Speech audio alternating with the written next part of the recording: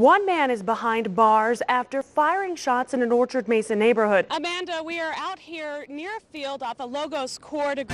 And if you like today, you're going to love tomorrow and pretty much the rest of the week. They say he broke in through the back door by kicking it down. Churches from around the Grand Valley came together to lend a helping hand to the community. 11 News reporter Matt Vanderveer joining us now live in the studio. And Matt, which government agencies are behind this proposal? The mother called 911 at around 10 a.m. this morning, saying her daughter wasn't conscious or breathing. Many people take for granted that when you flip a switch in your home, a light turns on. A Colorado family is praying for the safe return of their loved one. Well, the fate of medical marijuana dispensaries here in Grand Junction is now in the hands of voters. As the weather heats up, those gas prices are predicted to cool down. Bad news for book lovers. Our Borders bookstore here off Highway 6 and 50 is one of 6 statewide that will be closing.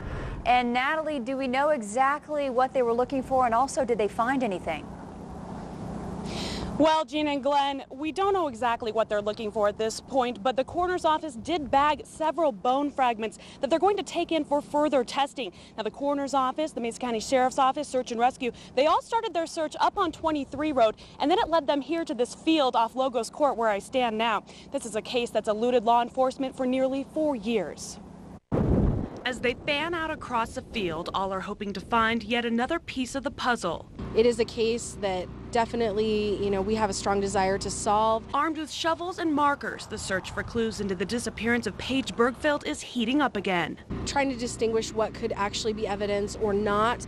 Anything they suspect could be part of the case, they'll take it back and make that determination later. The sheriff's office says new developments in the case led them back to this field, which is very close to where Bergfeld's car was found burned out in 2007, just days after she went missing. I believe it's very solvable and are just closer to getting there. Chief Deputy Coroner Kim Hollingshead was called in to help investigators decipher between human and animal remains. Hollingshead says among the things they're looking for, a clandestine grave where a body is simply dumped in the ground and covered. It is not unusual for a perpetrator to salt the top of a clandestine grave by putting something other than human remains on the top, to where an investigator going through and looking at that would see the animal bones and then dismiss that as just being an animal grave and move on. Hollingshead says they will err on the side of caution. If there's anything at all that is remotely believed to be related, we gather it and collect it and bring it in for even greater degree of expertise to analyze. Frank Bergfeld, Paige's father, says he's encouraged to see the sheriff's office out and searching again. I guarantee you I have not had a day go by where I don't think about doing something or actually do something to try and further the investigation. But he does feel like he's been left in the dark when it comes to the investigation. He says he didn't know about today's efforts until I told him over the phone. If I can do something with the police, that's good, but so far they don't seem to include us. Investigators do keep in touch with the Bergfeld family.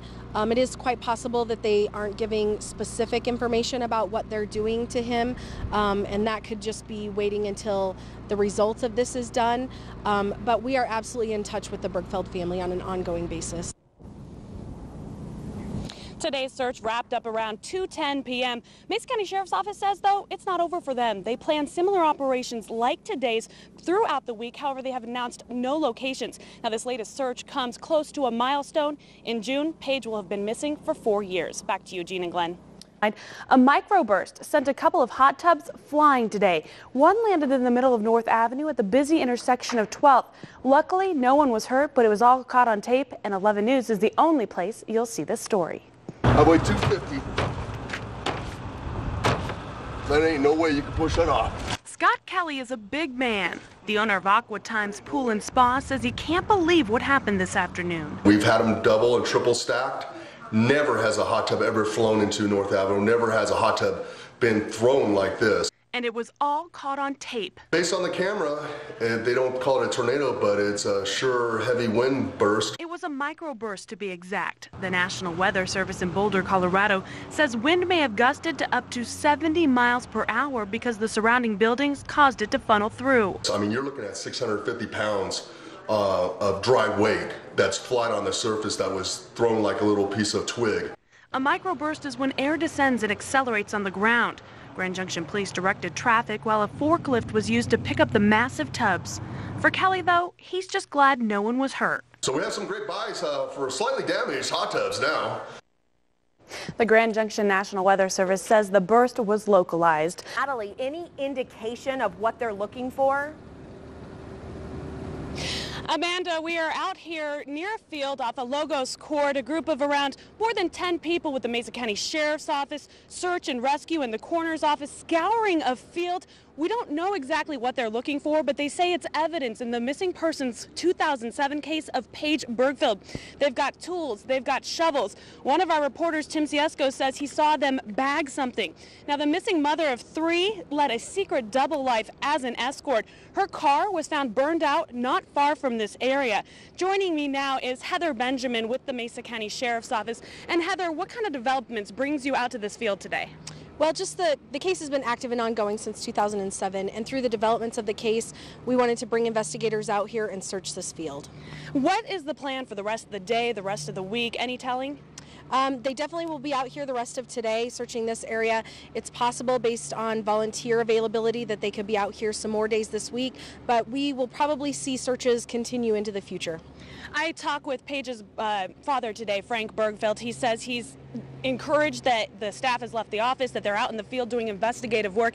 That being said, though, he was not reached out to. He says he feels completely left in the dark. Any idea why your office may have not have called him today to let him know of these developments?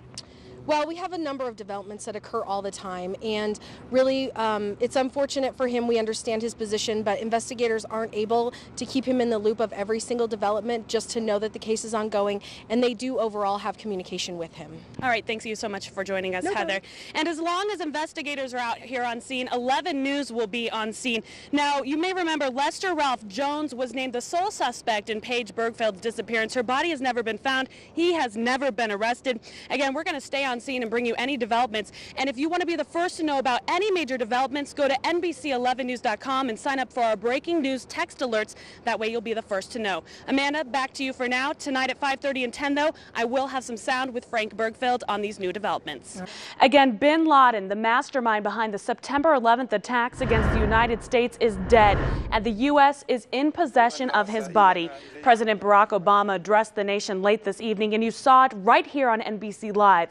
The president says bin Laden was killed in a ground operation in Pakistan during a firefight. No Americans or civilians were killed in that operation. American soldiers then took custody of Osama bin Laden's body. It's been long believed bin Laden, the most wanted man in the world, was hiding in a mountainous region along the Pakistan-Afghanistan border. The terrorist was responsible for killing nearly 3,000 people in the September 11th attacks and murdered thousands of men, women, and children. The president says Osama's death is the most significant achievement to date to defeat al-Qaeda, but the fight is far from over and we must stay vigilant. The president also addressed families that lost loved ones on 9/11, saying they will never be forgotten, and thanked the brave men and women serving our country. We go now to 11 News reporter Aaron Luna. He's joining us now live in the studio with some local reaction. Aaron.